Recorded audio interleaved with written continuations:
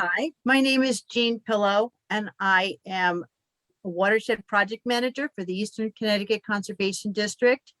And I am the Last Green Valley Volunteer Water Quality Monitoring Coordinator. Tonight, we're doing a program to train you about the Riffle Bioassessment Program for volunteers, which is a type of water quality monitoring program that utilizes stream insects as canaries in the coal mine as indicators of good water quality.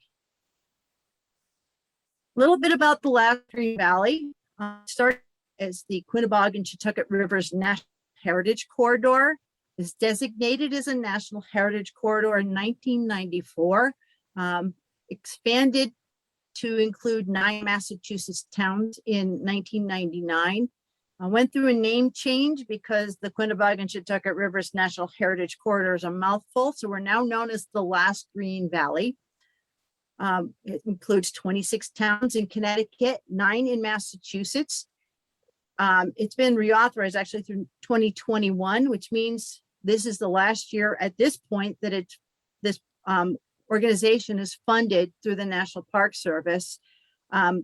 We're hoping for reauthorization in the new budget deal. That hasn't happened. The future of the water quality monitoring program is kind of in limbo right now, depending on whether they get reauthorized. But I'm guaranteed to be able to work at least to the end of the season. So we'll be able to finish out the Riffle Bioassessment Program, which ends in November. So the Water Subcommittee initiated a water quality monitoring program in 2006. That was the year I was hired to run this program, and it's been growing ever since. So I said the Last Green Valley Water Quality Monitoring Program initiated in 2006. The mission of the program is to engage volunteers in all our 35 towns in water quality monitoring. There's a lot of different methods we use depending on the location and the season. And overall, there's about 100 people a year that get involved in our programs. So as I said, it's a partnership between the Last Green Valley and the Eastern Connecticut Conservation District. And there are a lot of other partners too that have chimed in with funding or other types of support. When I started this in 2006, the Last Green Valley office was in Putnam at the Building Mill.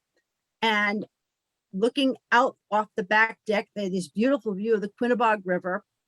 And it was pea soup green. And when we're talking about the Last Green Valley, we want the land to have greenery on it, not rivers. So that's why the water quality monitoring program was initiated. It was a little inspiration there. Basic information, trying to support data collection to qualify our rivers and streams and lakes and ponds. Under the guidance of the Clean Water Act, are they fishable and are they swimmable? And for this program, the question we're trying to answer is the water fish? It doesn't mean it has all the good trout in it. It should, we want it to, but basically, is the water quality in the stream capable of supporting the fish that we would expect that we define native to our region? And now I'm going to switch over to a program I'm required to share with you that has been put together by the Connecticut DEEP. So we're having the Riffle Bioassessment training tonight.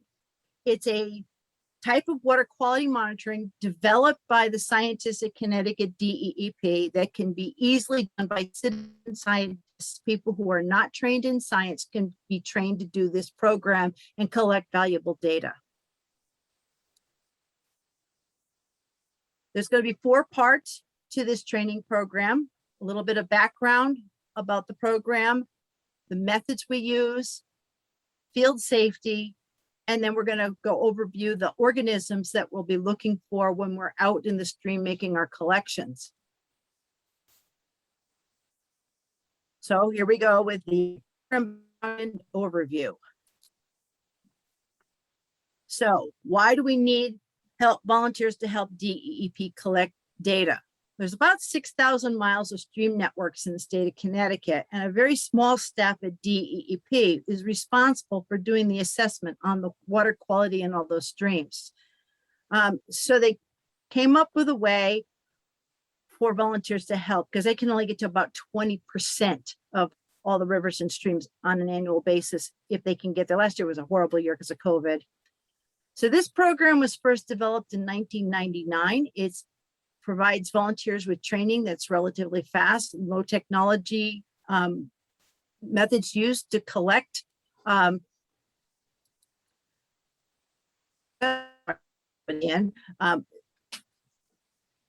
you're going to get data that's usable by DEP. They use our data in their biannual water quality assessment report that goes to Congress every 2 years. So this is helping a number of fields that have been researched. Sorry, I'm getting that unstable thing. I'm going to keep going and hope you can hear me. So we're going to get more data to them so they can report on more successful things. So this is an older program. We've been doing this program since 1999, and there's a lot more than 3,100 samples that have been turned in. So it's easy to do. It's a good, simple training tool that's used. It's helping your community and state get meaningful data. And we don't go out to ugly places. We go to some of the most beautiful places in our community to collect data with citizens who are like-minded, who enjoy doing these things. So why are we using macroinvertebrates? Well, macroinvertebrates is a fancy word, large macro invertebrates, animals without backbones. These insects we use are large enough to see without a microscope. They don't have backbones. They're in almost every stream in Connecticut. They have limited mobility, and therefore they stay basically in one place unless it's a flood year like this year has been, but they stay in one area and they absorb all the water quality around them. They're in the water 24/7 except for breeding season. So there's really know what the water quality is just by being able to survive in it. Their response to water quality is well known. They're easy to capture, and their populations recover rapidly from sampling. So we're not depleting them or not taking anything endangered out of the system. There are 28 organisms that we're focused on for this program. And if you downloaded the data sheet before this program, you can look at it in hand. Otherwise, the data sheet's up on the screen. So we have 28 different bugs that we're looking for. Through years of experience, their pollution sensitivities are well documented. They're pretty easy to identify, relatively common all throughout the state. So we wouldn't pick something that you'd only find in the Fenton River. This is something that you can find in Fairfield as well as Thompson. And they have unique identifying features including their behaviors, which is kind of fun for people who've done this program. They start making up their own terms to describe the behaviors that they're doing, but it's all with a lot of with joy in their voice. So again, why are we using macroinvertebrates? Certain species are very sensitive to pollution, and they can only survive in the cleanest and healthiest streams in our state. So if we can find a good diversity of these most sensitive or most wanted bugs, that's proof positive that the station has excellent water quality. DEEP has used a 4 or more rule. So we're doing like a treasure hunt. We're looking for the healthiest streams, and we have found the healthiest streams when we get 4 or more types of the bugs that you see on the screen in front of you. They're very sensitive to pollution. So when we find them, we know the water has to be clean. How does this work? Well, DEEP has been collecting more complicated sampling through more complicated sampling programs. They've been collecting macroinvertebrates in streams for a long time.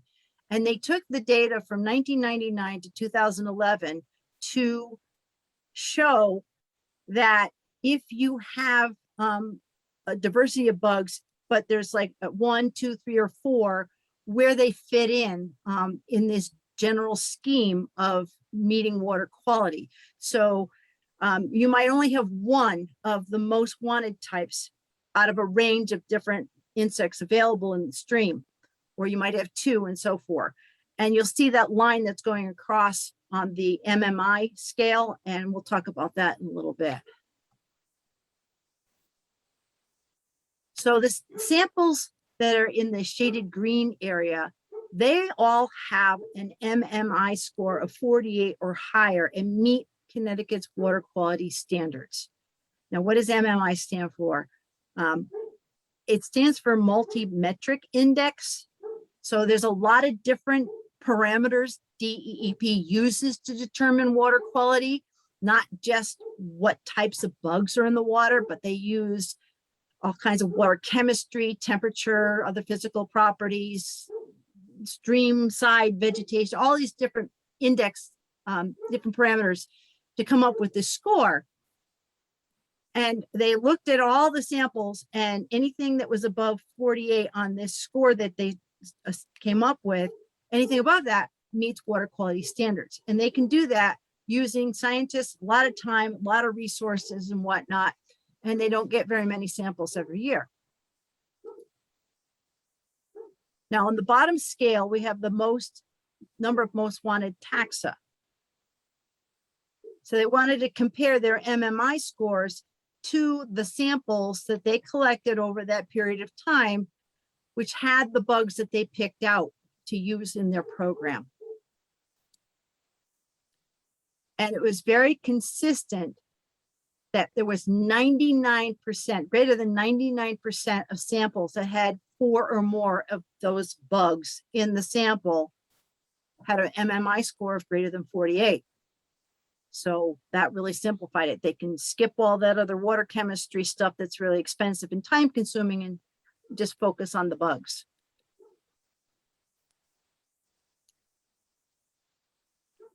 So 4 was selected as a conservative number because 75% of the samples that have 3 or more most wanted in it also have an MMI score of 48.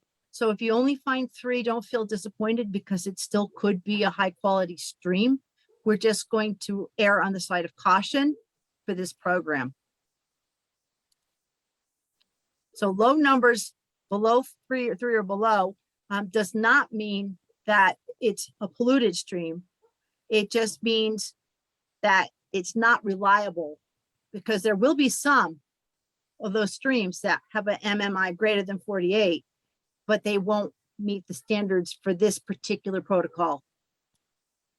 And sometimes when we find 3 or less, we go back another year because there could be other factors involved. Like last year, we had this really bad drought, and we maybe would have had streams that had very low numbers because of the drought.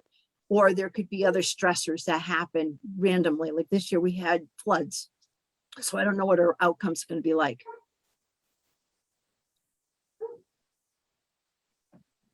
So there's so many species beyond the 26 types we're using, this tiny fraction of the bugs that are actually available.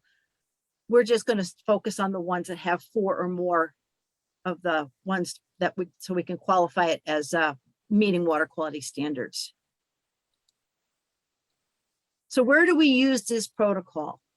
We don't use this protocol in any stream. We won't use this protocol in the Quinnebog River. We won't use this protocol in the Shetucket River because they're too large and there's a lot of other factors involved. We use this protocol in smaller streams and rivers.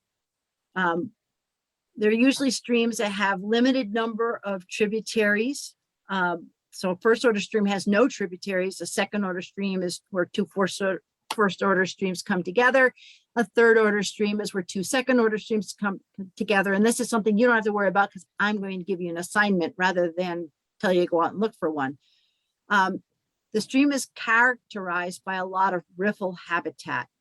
A riffle habitat is where the water is interacting with the substrate on the bottom of the stream, usually cobbles and gravel. And when it does that, the water becomes turbulent. You kind of see it, you can hear it. It's the sound of the stream, babbling brook sound. You also want to look for an area that's free of discharges from industry or a wastewater treatment plant. You want to stay away from areas downstream of dams because the surface water behind a dam tends to get really warm, and that warm water going over the dam for a while creates a warm water plume that would stress out the insects. You would not get a good sample, or there could be other obvious factors that would reduce water quality, and we'd avoid those areas. We also want the streams to flow year round under normal conditions. So again, we're on a treasure hunt. We want to find the really good streams. That's the goal of this program. So to give me some guidance, DEEP produced a map where they think there'd be good monitoring sites, and anything that is in that light blue color is a potentially good monitoring location with an MMI score of greater than 48. Well, it's the last Green Valley. I mean, it's pretty obvious. We should have a lot of streams to sample from, just avoiding areas where we have dams and other contaminant, sources. Connecticut DEP has a website that has a page that's devoted to RVB, and you can get more information on this program at their website. They do have they've been putting the URL in this program, but what I recommend you do is you go to the DEP website, and in the search engine, just put RBV and it'll come to that page. It's a very difficult site to maneuver through. But you get a lot more information. Summary reports for the last bunch of years are up there. Last year's report just went up this week. Information about the coordinator, copies of training presentations, including this one that I'm using, and downloadable field materials if you need it, but I provide them for you for this program. Okay, that's a little background. Now we're going to talk about how we actually collect the samples. So we're going to be working in teams, and under the rules of their quality assurance protocol plan, they have defined different levels of experiences that people and what they can do. So you're going to be working in groups, and the groups have to have at least 2 people. Really no more than 5 is recommended. And this year I'm going to try to keep it to 3, unless there are related people that can share a tray and I don't have to worry that they're being exposed to any deadly diseases. So each field team will be supervised by a field team leader. In most cases, that will be me. I will try to go out as often as I can and have everybody get an experience at collecting at least 1 sample. Sometimes I have teams that are just so into it, they keep giving, after they've gone out with me and I'm sure they're doing everything correctly, they say, give me an assignment, and I can sign them out a kit and they can go out and collect their own samples. But they have to be experienced volunteers. And as I said, we have many experienced volunteers with this program. You're going to have someone be assigned as a team leader, and they report to me with their data, and then I take their data and submit it to the Connecticut DEEP. The team leader is responsible for reviewing all the data that's collected, the voucher sample, the label, the data sheet. Everything has to be complete, because it's important if you collect a sample that we know where it came from, because it doesn't count. Hey, it's a great sample. Look at all these good bugs. Where'd it come from? I don't know. So we have to make sure we are very diligent in filling out that information exactly. So an experienced volunteer is someone who has 1 or more years of training and experience within the last 2 years. There are a few of those that'll be participating this year. A new volunteer is most of the people on this program tonight. You have no prior RBB experience, or you haven't participated in more than 2 years. And we do have an allowance for people to bring their children. Children between 14 and 18 is okay to bring to the program, but you have to be responsible for them and make sure that any data they collect is being done correctly and they're following the rules exactly. So now we're going to go through the protocol. We're going to show how to select a site, how to take the pictures, and GPS coordinates are a really important part of the data, how to collect the sample, how to process it, identify the bugs, how to prepare the voucher, how to submit it, and congratulations, you've done a good job. So we're going to start with selecting a site. And as I said, the sites are going to be selected in advance by the coordinator, that would be me. Or if you have a stream you would like to sample, you can suggest it to me and I will ask you to help get some information like what does it look like? Send me a picture, who owns the property, and do you have permission to go on that stream? Because that's a critical piece of information. We do not trespass. When we're picking sites out, we're thinking about safety. So is it safely accessible by volunteers? Is it a safe place to park? Is it characterized by riffle habitat? Riffle, again, with the water being disturbed by the substrate underneath. Is it a small perennial first to third order stream? Is it listed as impaired or anything, or is it downstream of a discharge of a dam? Those are streams that we might not want to sample. So ideally, the sites are all headwater streams. Those streams are thought to be high quality, but we have to prove it, and we can only prove it if we collect data and it's verified that way. So these are all examples of riffles. The top one in the upper left-hand corner, I see some very large rocks. I would avoid trying to collect samples where the large rocks are because you want to make sure you get that net down nice and flat on the bottom. But you see the one in the upper right-hand corner, there's a still area in the middle. I wouldn't sample there, but there's two different riffle areas, one in the foreground and one in the background. And so you could see lots of different riffle habitats in these pictures. So here we picked a stream. And if you look at the stream carefully, looking at where the rocks are and where the disturbance is in the water, you will notice that this stream is flowing towards us. So we're downstream looking upstream. And we're looking at the stream, we're trying to decide, where am I going to collect my samples? Where am I going to use the net to collect a sample?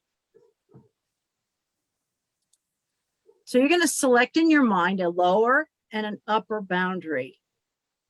And it could be arbitrary. It could be a really long stretch of the river as long as there's no other tributaries coming in between your upper and lower boundary. So you're going to select your area, define your upper and lower boundary. And then in your mind, you're going to think, okay, my net is so big. Where can I put it in 6 different places? Because we're going to use the net 6 times, collect 6 samples that we're all going to combine into one at the end. Sometimes, like I said, the stream can require you to use different riffle areas because they're not contiguous, but it's still the same reach of the river. So it's still the same river in the sense of submitting a sample. Another case where they have more than one riffle area with the more still area in between. Okay, so documenting what the site looks like. It's on the data sheet. You like to make sure you get an upstream view of the picture of the river and a downstream view. So this is something I have to submit with the data sheets and everything else because this is a very important feature for understanding the river. You want to get the whole area that we're sampling so it's documented as a riffle. So if something's wrong with the sample, a quick look at the pictures will say, oh, this is not an appropriate site. They shouldn't have sampled here. That's why we got bad results. We also want to make sure we get some of the surrounding land in the picture too, because that's important data as well. You want to take those pictures the same day you're sampling, so you know what the conditions are and the weather's like and everything. You want to get the vegetation on the sides because like I said, that's important data. If you're sampling in the middle of a parking lot, that's, could be good riffles, but the parking lot is a very heated surface and warm stormwater runoff. You might not get good results, and they would know that in looking at the pictures. And you can also take photographs of other unusual or unique things as you see them. One of the things we take pictures of and release are crayfish. There is someone at DEP creating a database of the types of crayfish we have in the state of Connecticut. So if we find crayfish, we just pick them up, take a picture of the top, take a picture of the bottom, and we submit those with our samples so that they'll be geo-referenced, time, date stamped, everything. We also might find freshwater mussels in the streams. If they're live, we don't collect them. We could take a picture of them and submit the picture. If we do find mussel shells, we do bag and tag them for the same reasons. There's somebody in the state of Connecticut that's collecting data on freshwater mussel diversity in their streams. We also would take pictures if we find something not so nice, like this bottom picture is a picture of a fungal mat. I did have a team I sent out one time to a stream that fit all the criteria from my desktop. When they got to the site, it was completely covered with this goo. And it happened that that stream was downstream of a dairy farm, and the silage bunker was leaking. And silage is very acidic, very high in sugar content, kills the macroinvertebrates in the stream, but makes the fungus really happy. So we want to document that. If you do see something like that, shoot me that picture in an email as soon as you can, and I'll report it to DEP, because they immediately will respond and go out, send somebody out there to investigate, because that's a really bad thing to find. So that after you take your pictures, you also want to show where you are collecting your data. So you can use on the data sheet some descriptive things, 500 feet down from Route 44, but we really need something more specific, and we need GPS data. Now, good thing, most smartphones have GPS built into them, so you can get an app and you can get the GPS coordinates that way. They don't have to be very, high quality, just close enough, so we can verify where we are in collecting these samples. And you're going to write that information on the data sheet. And here's the top of the data sheet. So it's going to ask you, what's the latitude? What's the longitude? What did you take a picture upstream of the site? Did you take a picture downstream of the site? You check it off to make sure you've done it. You also want to put the stream name, little information about the site. Again, 100 meters downstream of Route 44. That's why I said that. What's the day? That's important. The collection for this is between September 1st and November 30th. So your date has to be within those guidelines. What town are you in? And the first and last names of all the volunteers that are participating. You can write on the top if you have to. And where it says organization responsible for the volunteers, put TLGV. Now the fun part. This is where we're actually collecting the samples. And you see we use a net. It's just a net with a very fine mesh in it. It's got a specific dimensions. I have the nets.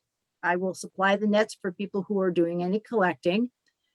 We're going to use this net to collect all the macroinvertebrates from 6 different places in your site.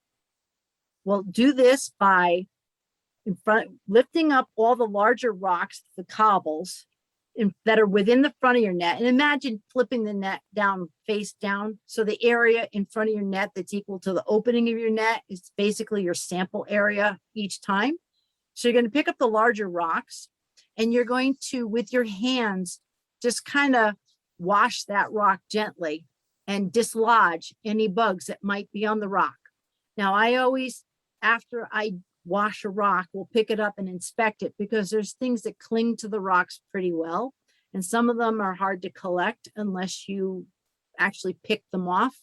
We'll talk about that a little bit more later.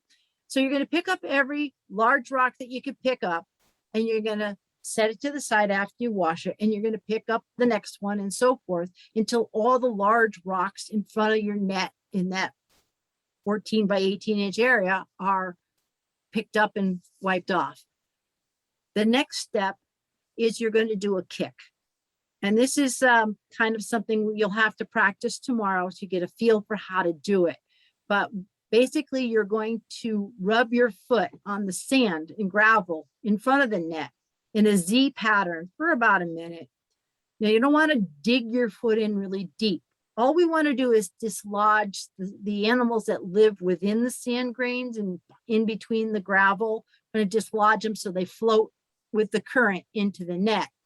You don't want to fill the net with sand because that's a very hard sample to sort later on. So you get a kind of general feel for it after a while, but just like scuff across the surface. That's all you need to do.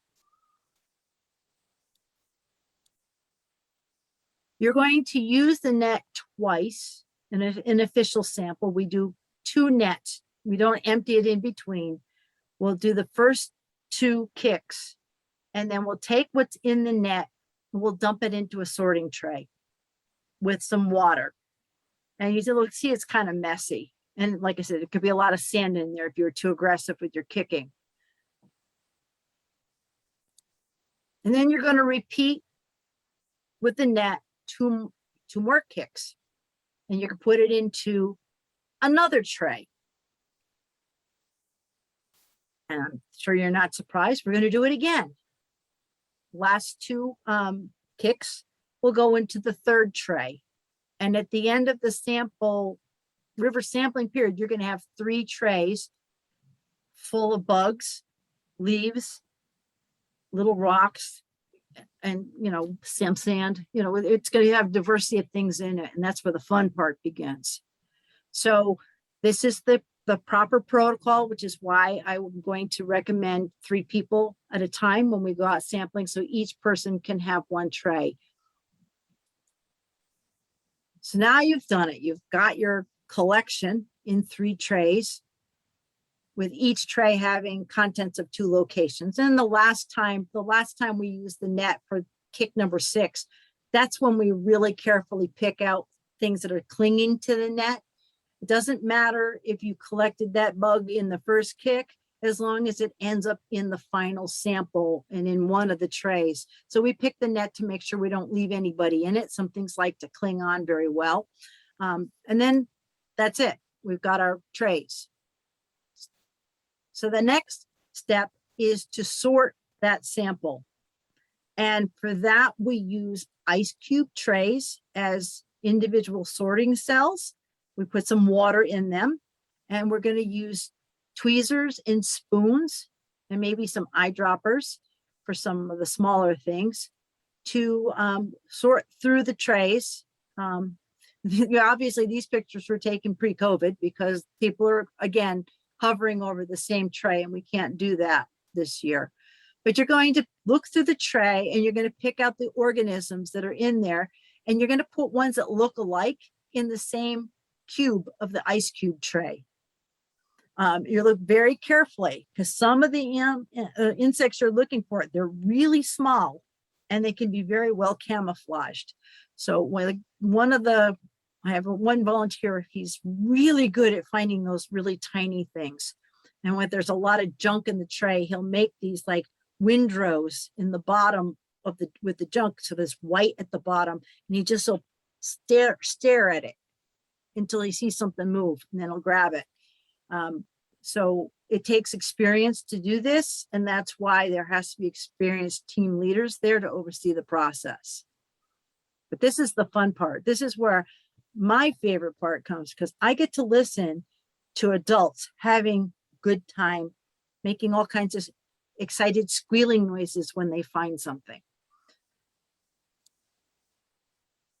So at the end of the sorting process, we're going to have as many different types of bugs as we can possibly find in these trays, sorted into these 3 ice cube trays. And each ice cube tray is likely to have different bugs in it, especially if you sample correctly, because if you know anything about stream organisms, they use different parts of the stream as their specialty habitat.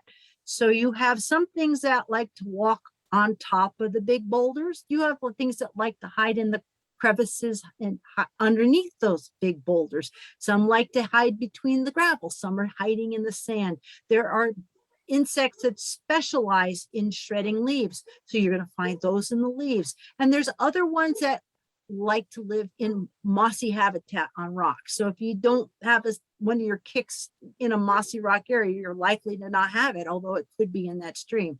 So that's something to think about also when you're choosing your sample locations. So now we have 3 ice cube trays with different bugs in them. And that's where we're going to start to go through the next part, which is identifying the bugs.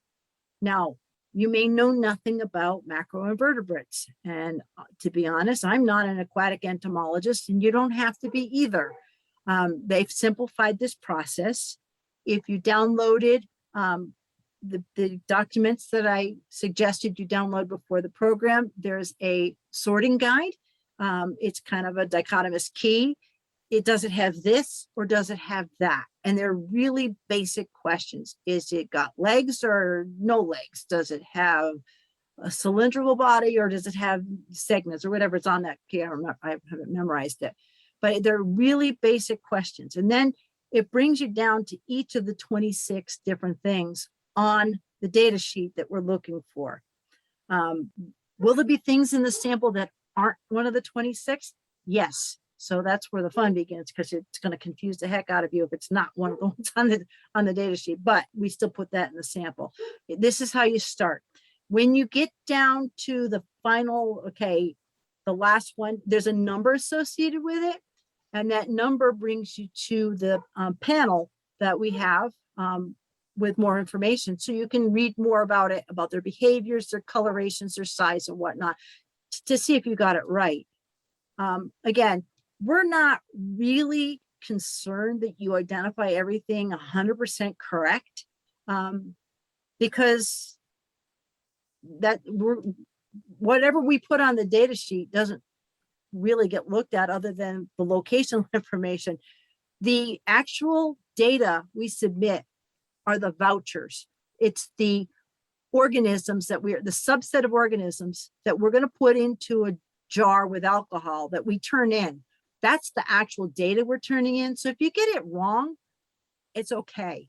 That's why we put 2 or 3 of each type in there, because you might get it wrong once and maybe once you get it right. So, you know, there's a lot of reasons why you might be wrong, and I'm going to go through that. But just think it's, you know, we're looking to put random fruit to make a fruit bowl. And, you know, as long as you get good representation in that sample, that's what we're looking for.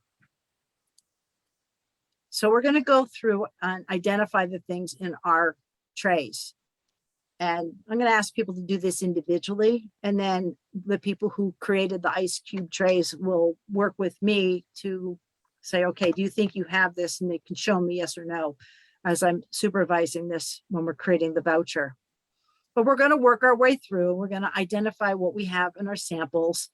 And we might have one in each sample. We might not. We might have one in just one ice cube tray. So you use the sorting guide. The sorting guide will bring you to a number. And then there's these field identification cards, which I will give you the link to before I start signing up for dates for going out in the field. So you can read through them. I highly recommend you read through them before you go on the field, because when you're out in the field reading it for the first time, it just takes too long. But it's really interesting information. And then when you confirm that what you have, like this bug up here, this larger one, you go through, it comes out with a number. That number is 5A. So you look at the card for 5A, you read the details. Oh yeah, it's doing that. It's got all those characteristics, blah, blah, blah. Then you check it off on the data sheet. We have a common stonefly. So this is your sorting guide. Again, it always will lead you to one of the panels in those nice cards that they developed for the volunteers.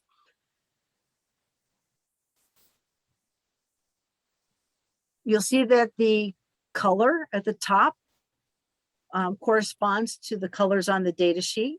So anything with a blue bar at the top is going to be one of the most sensitive bugs, also known as a most wanted, because those are the ones that can only live in high quality water. Not to say that a water penny beetle that's moderately sensitive is not as important. It's definitely an important bug. It's just not one that we use to qualify water quality. It is an important part of the ecosystem.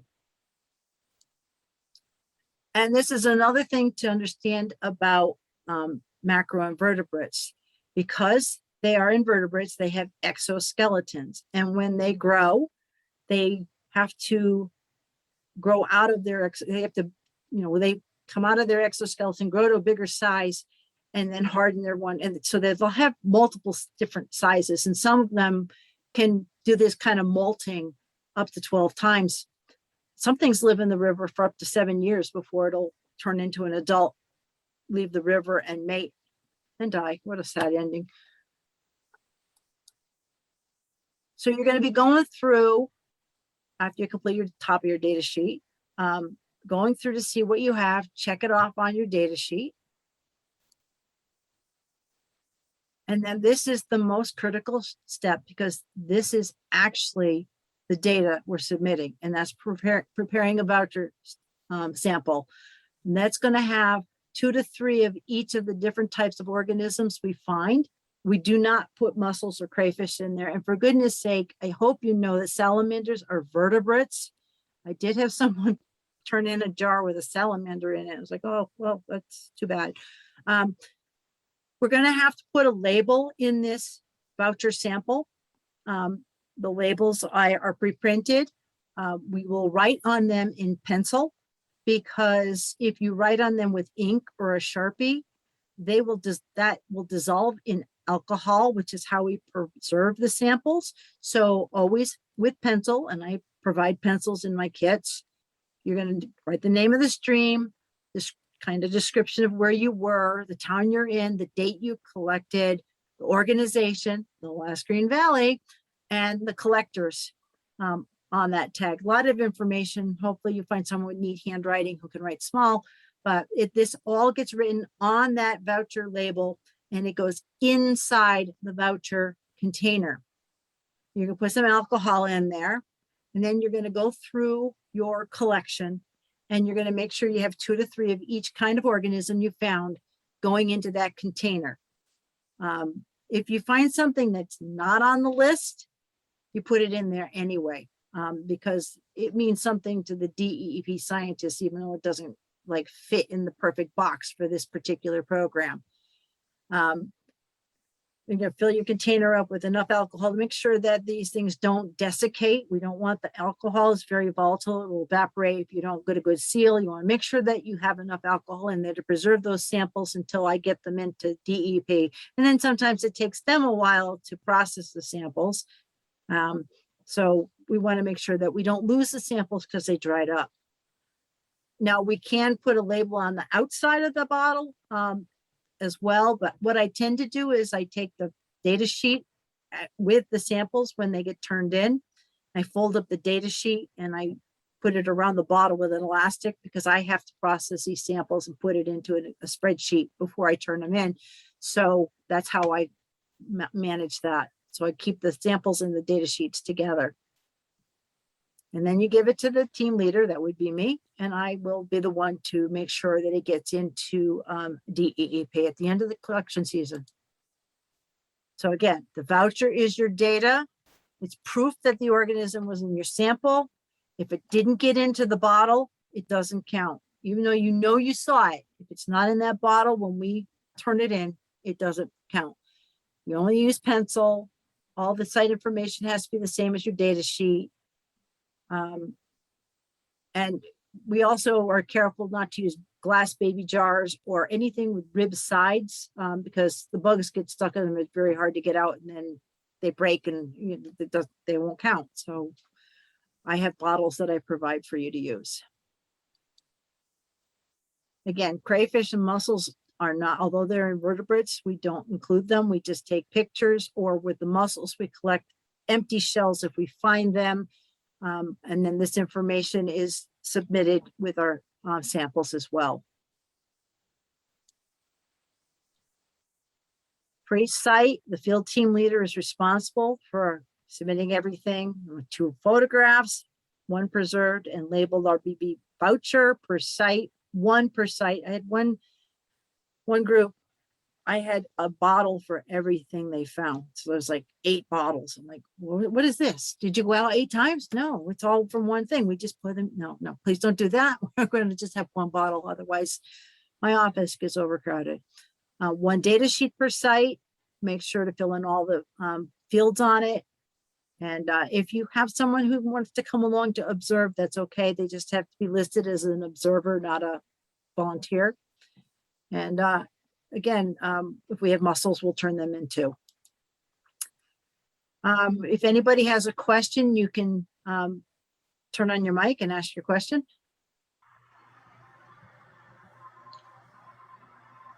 Yeah, this is John Springer. I have a question. Okay. I might have missed something. Did you say after you do everything, all the samples are going to go into just 1 vial? That is correct. Okay. Other questions? Jean, do we deliver a sample after each collection, or if you're doing, say, 3 or 4 different assignments, do we hold them cumulatively until we're finished? Or you can hold on to them till you're finished. That way, okay, less driving for people. okay, I have to turn them into DEEP by December 15th. So okay, the season ends November 30th. So that gives us a couple weeks to get the samples, to coordinate getting the samples to me in time for me to fill out my spreadsheet of every sample site, every volunteer involved and whatnot, and get the pictures organized and labeled. I mean, there's a lot of stuff that has to happen after you turn in the sample, because you're going to submit your pictures. You could submit your pictures immediately. yes, okay, That's the best thing to do. Label it the name of the stream and whether it's upstream or downstream. And then I create a folder for every stream that I get data from. So everything's, collected that way and organized. okay, thank you. Any other questions? Yeah, this is John Springer again. Are we allowed to wear felt boots? My wading boots are felt. I have 1 pair that are rubber, but are we allowed to wear the felt ones to do this kicking? Yeah, that's a really good question. The reason he's asking is because in some streams in Connecticut, and I believe it's in the western part of Connecticut at this point, there is something called Didymo, and it's I think it's Rock. Yeah, it's called rock snot. It's something that is spread to other streams. It's not normally. It wasn't originally native to this area, but it got introduced. It was normally found in different habitats. It's now living in colder water habitats. And one of the ways it can be spread is through equipment that is used in different streams. So if people go fishing in one stream and they have it on their boots or on their fishing gear, they can introduce it to another stream. So we always ask people to use good sanitation practices. When we get back after using the nets and the trays, we wash them out so that we're not spreading them. And if you're using those same practices with your felt tip boots, then you're welcome to wear them. Just make sure you clean them in between streams. Okay. And what was the bug that lived 7 years? I know stoneflies are 3, I thought. Helgramite. Oh, yes, of course. Okay. Any other questions? Jean, thank you so much for your thorough presentation. Very informative, and we feel well prepared and equipped for tomorrow's field work. Oh, there's a lot more coming. This is a program put by DEP, so I'm going to go through the whole thing, but you're going to get more information if you can just hold on. So, any other questions?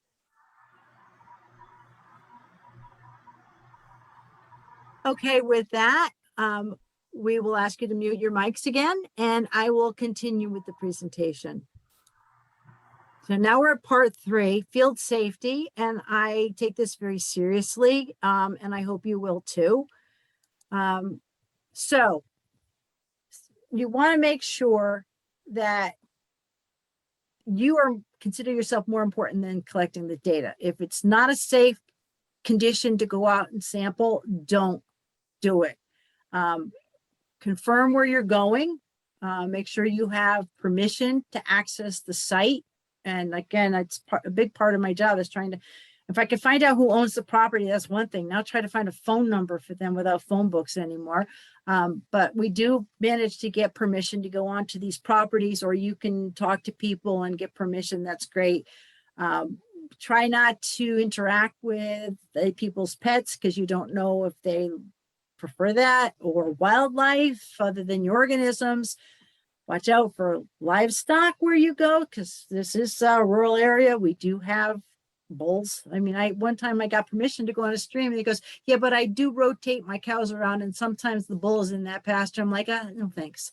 Know what poison ivy looks like, or 7-minute itch. Now it's the stinging nettle. You don't want to come in contact with that, so avoid those things. Know that flows are dangerous sometimes. If you get more than so many inches of water that's flowing really fast, it can knock you off your feet.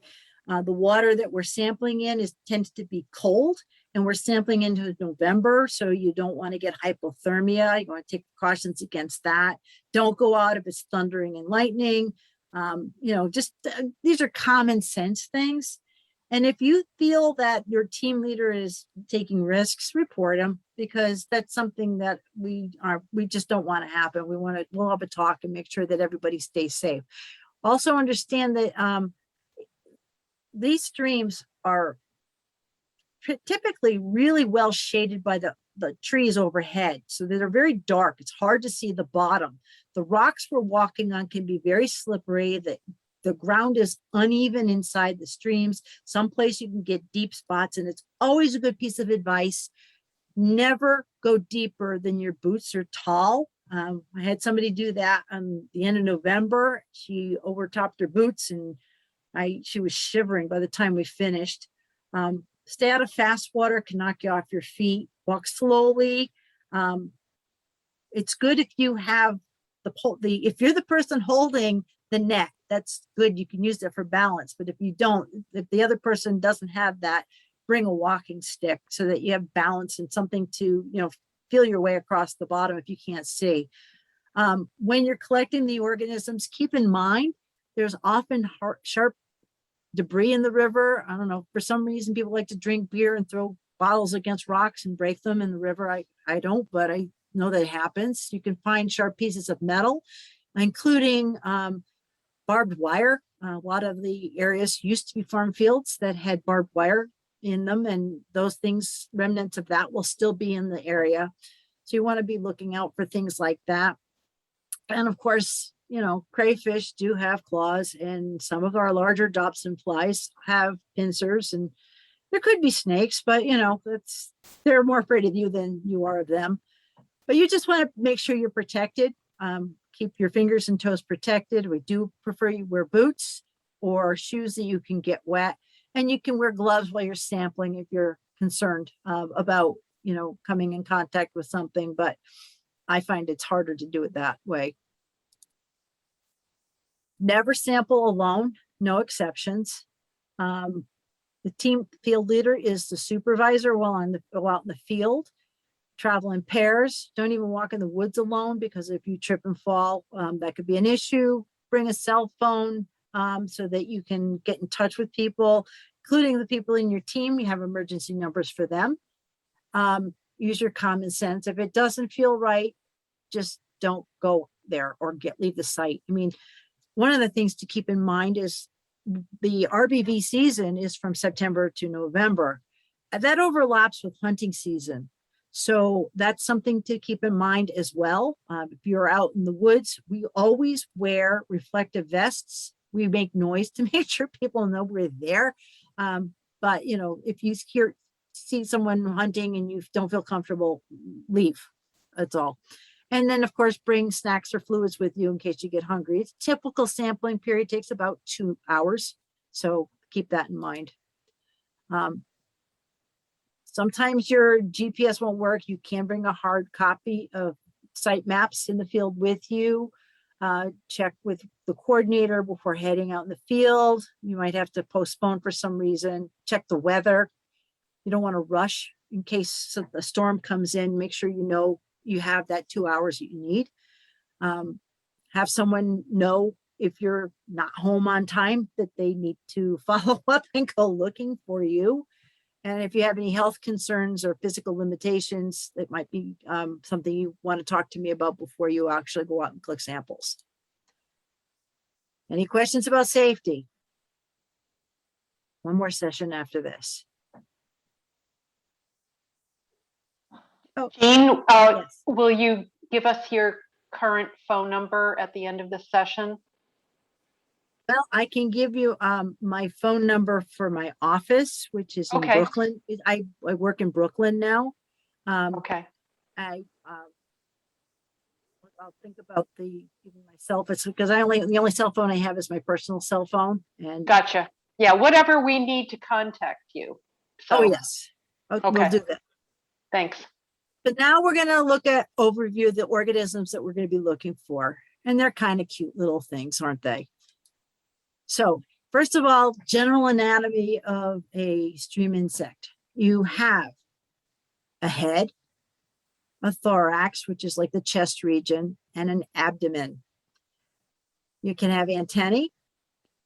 Some organisms have segmented legs. On the back of their thorax, some of them will have 1 or 2 pair of wing pads. And that's one of the identifying features you're looking for. And they could have tails or cerci. So these are just the general parts of an insect that we'll be using as descriptive terms.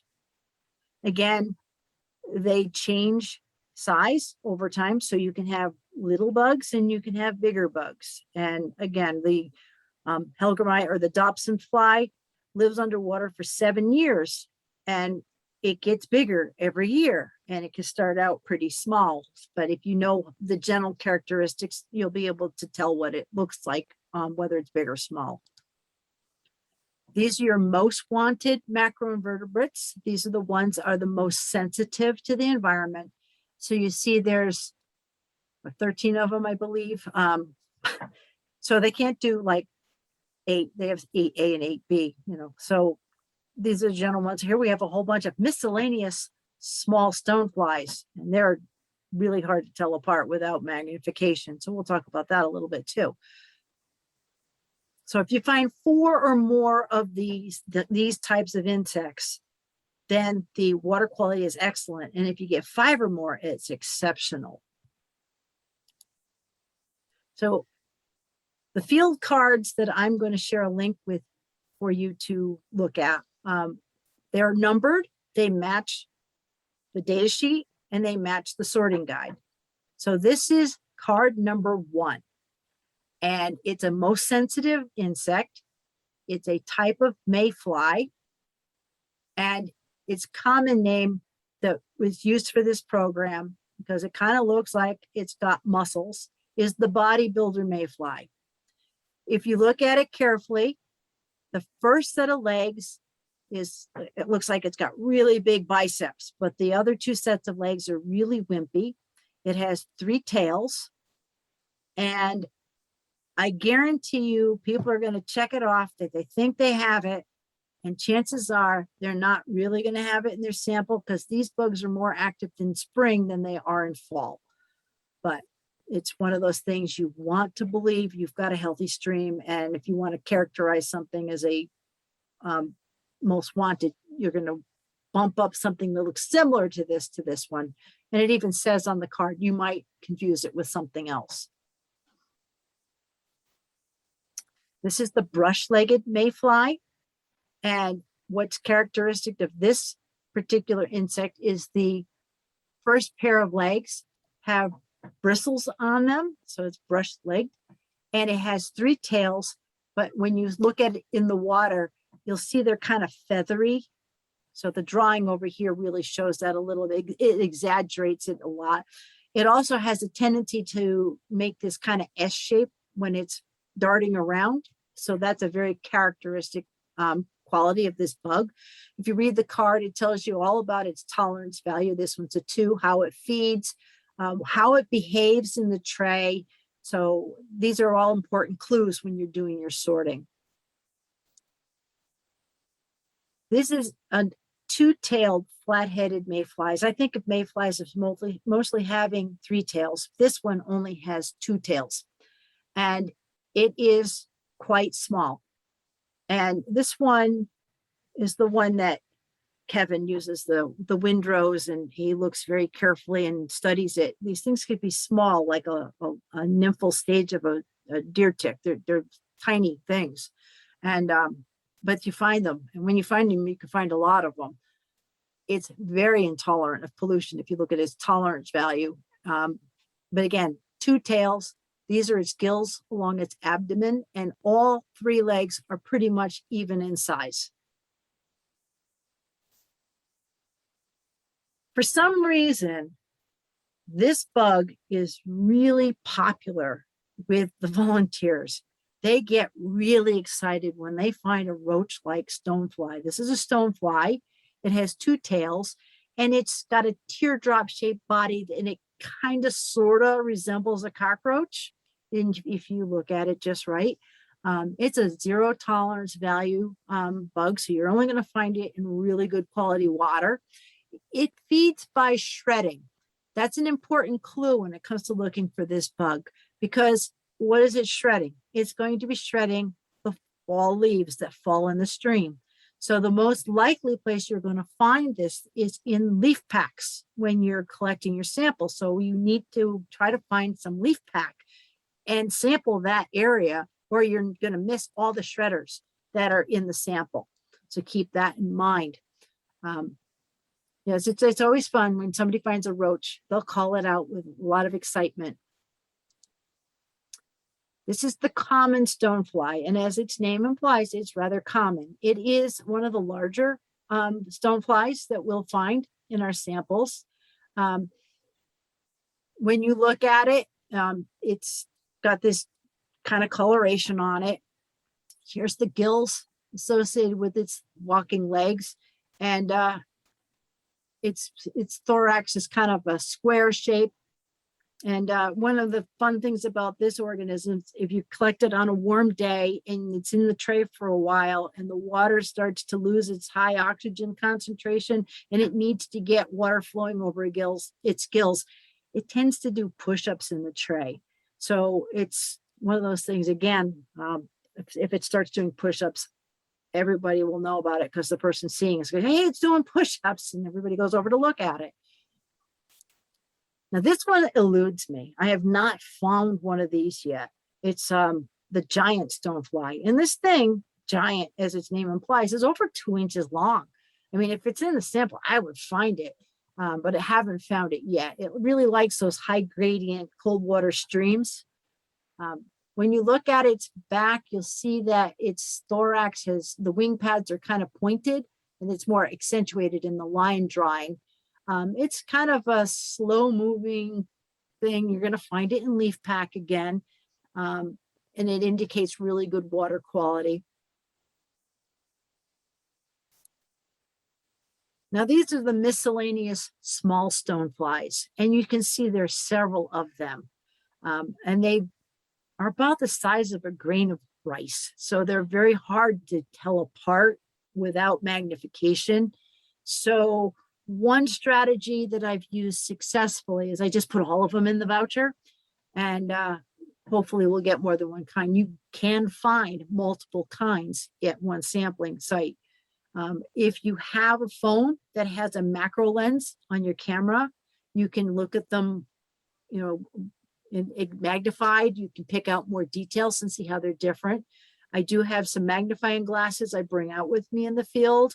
I have a clip-on macro lens for a cell phone, but I don't know if it's compatible with my new phone, but I could bring that. And sometimes I have a field microscope if we have time.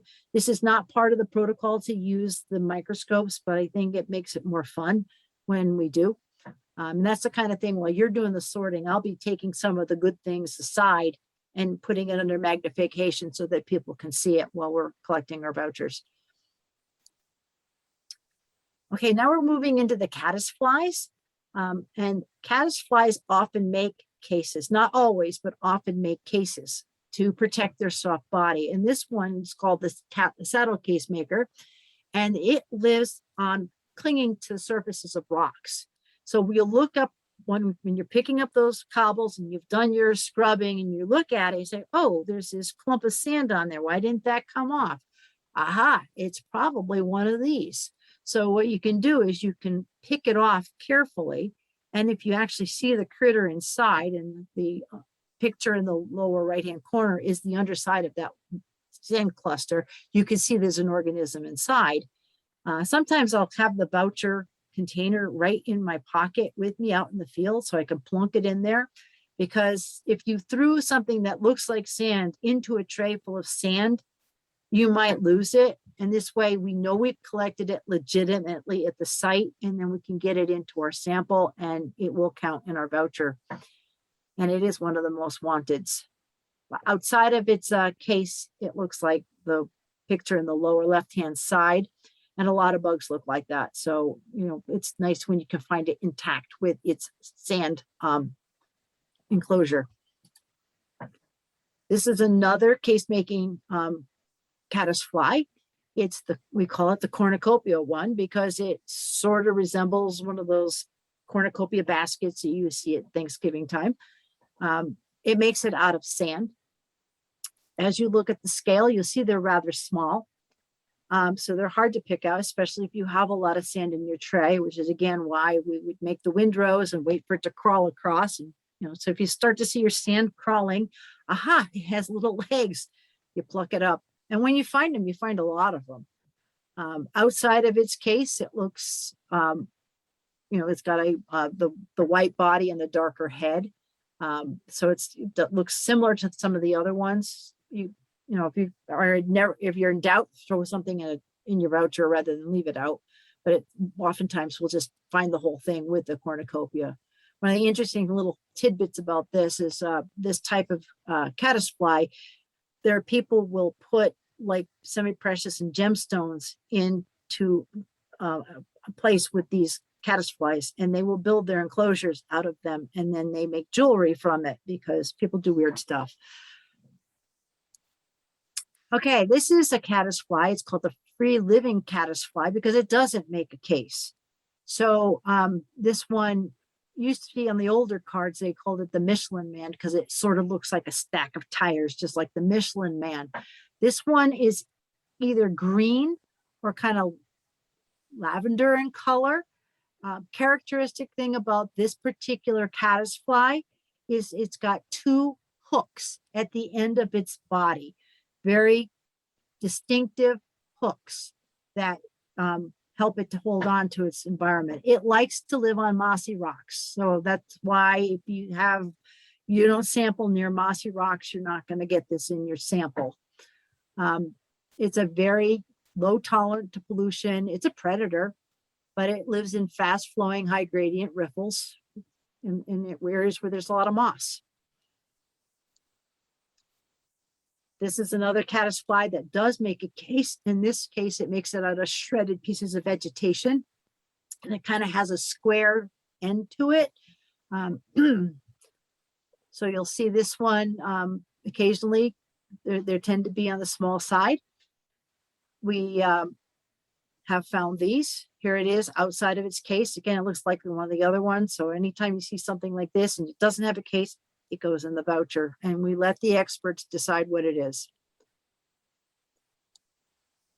This one is another case-making caddisfly. It makes its cases out of bits of bark or wood.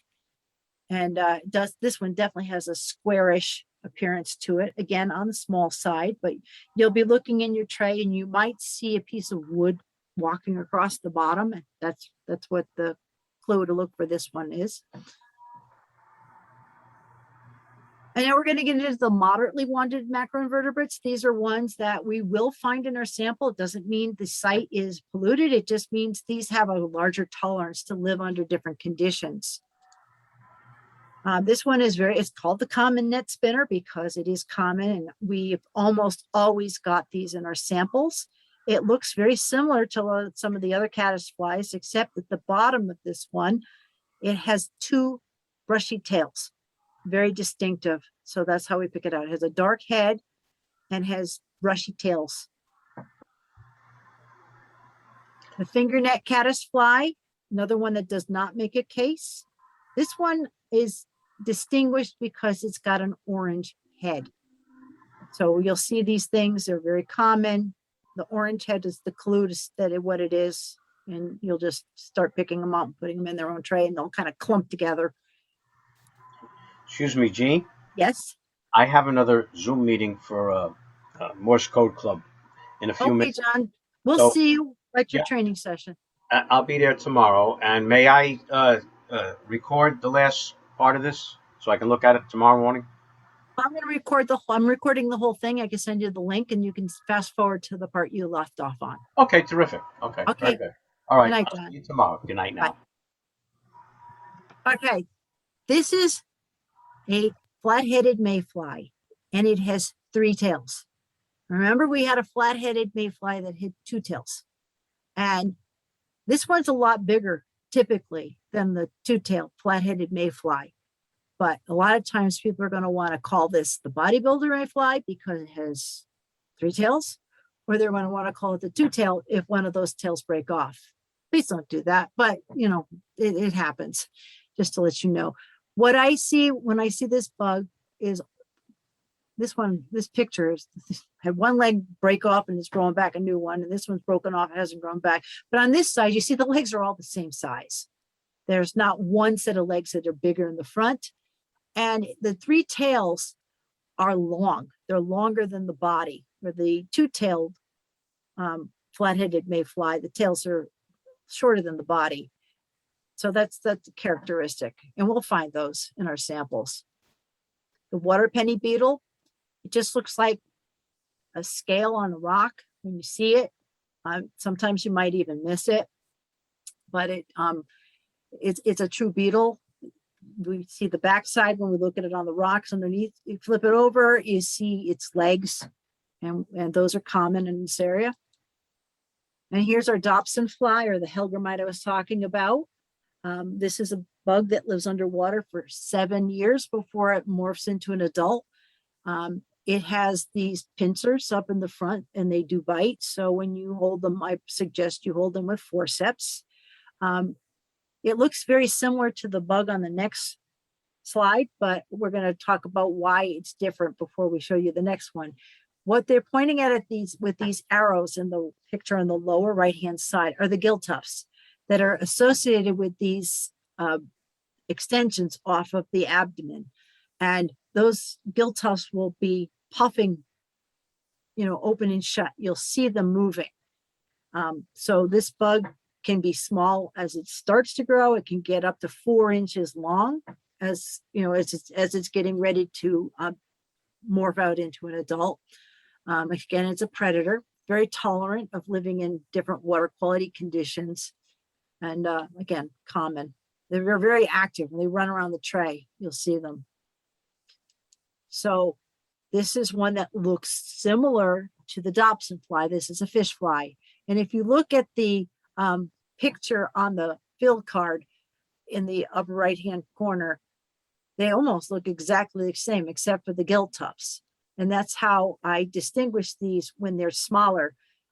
What I'll say is, does it have hairy armpits? This one has hairy armpits and this one does not. So this is another common thing, another predator. They can pinch, very mobile in the tray. And if you pick them up, they'll kind of curl up around the forceps. We'll find them. Dragonflies. Now, dragonflies are predators.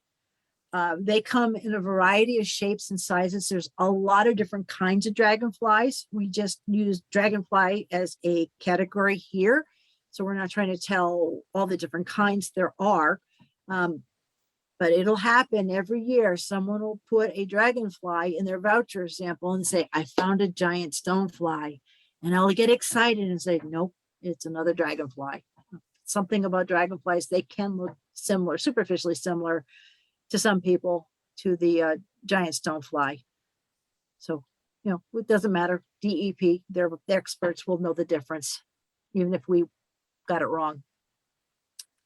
Damselflies, on flying around on the earth, damselflies look similar to dragonflies, except when they perch with their legs, their wings folded up, where the dragonflies have them spread out. What's characteristic about a damselfly larvae is its 3 tails. They kind of look like paddles. So you see it drawn this way, and that's the characteristic that I look for. Oh yeah, paddles at the end. It's a damselfly. And then there's the ones that are least wanted because these things don't typically live in riffle environments. So if our sample has a lot of these in it and none of the most wanted, chances are we were going to the wrong place to collect our samples. So things like scuds and cell bugs and leeches, those things we may find, but it's not the right place for them to be living. They may have accidentally washed down in this year because of all the flooding. I don't know what we're going to find. We could be finding all kinds of crazy stuff, but you know, we mark them off if we find them. And again, if it's the overall big picture, if we have least wanted and moderately wanted bugs exclusively in the sample, we probably picked a bad sampling spot. We're looking for the ones that are most wanted or most sensitive to the environment. And there's other things that we can find commonly, like crayfish. We don't put them in our vouchers. We just take pictures and let them go. Crane fly larvae, as soon as somebody sees this, looks like it's kind of gross looking, but they live in our streams. We will find them. Riffle beetles, they're tiny. We'll find them, or we'll find their larvae. There are really small minnow mayflies that we might find. We might find snipe flies. Could even find planaria, which are kind of small. You have to be really, really good paying attention to find those. And again, freshwater mussels, we can find them. We just photograph them if they're live, or we can only collect their shells and bag them separately if they're already dead. And that's the end of DEEP's mandatory program that I share with you. And I just want to show one more slide. And this is from last year's results. Our teams that went out were very small. We could only take people that had participated in the program the year before because I had no training because of COVID. And everybody had their own tray, teams of 3 max. I mean, we were very careful. Everybody drove in their own car. We got out 5 times, only 5 times. And you see, we got 5 stars last year. So I'm pretty proud of that. Even though we didn't get a lot of samples, the samples we collected were good samples. And 2 of them were samples that were collected in streams that DEEP didn't have any data on. So those 2 streams are now going to be classified as meeting aquatic life support in the 2022 water quality assessment report to Congress. So I'm pretty proud of that. So with that, I'm going to stop sharing. And anybody have any questions before we start doing our hands-on sessions tomorrow? Yay for 5 stars. Cindy was one of the people that helped collect those samples last year. She and her husband Grant. It was fun.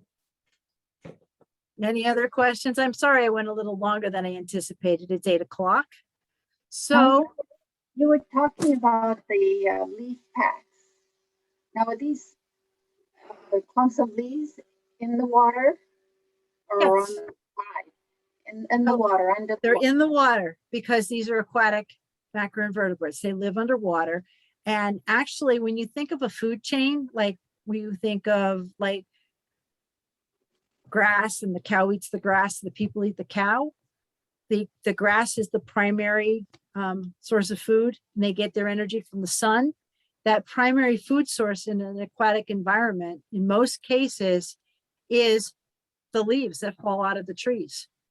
And there's a whole bunch of organisms that thrive on shredding those leaves, and they become prey of some of the predators, and that's the aquatic food chain and building up to the fish that feed on those, and the people eat the fish and so forth. So leaf pack is an important thing to include.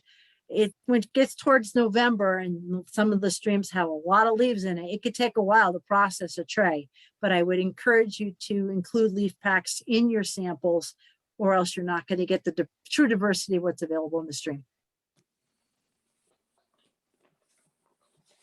Any other questions or comments?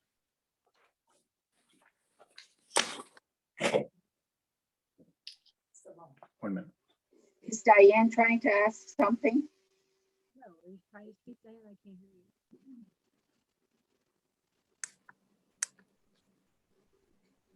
You're muted, Diane. It's showing up as the mic is on. Jean, can you hear me now? I can hear you now. Oh, it's my headphones. I usually use headphones and they probably ran out of power. Are you going to share the field card link with us? I will do that when I send out the schedule. I'm going to start coming up with a schedule for days that I can go out monitoring, trying to make sure that I give everybody at least one opportunity to go out and collect an actual sample. And then if I feel that there are people qualified to go out as teams, I will, just make that determination after they go out in the field with me if you've not participated. It's been a couple of years since you've been involved in the program, so we have to make sure that you're back in right form for doing this. We want to make sure you get it right, but you've always done a good job in the past. So I will be doing that in another email. Trying not to overwhelm people's inboxes with emails, but at the same time, I do need to keep you updated. And when I finish recording this program, I'm going to put the link out in case anybody wants to watch it again. At this point, I'm going to stop recording.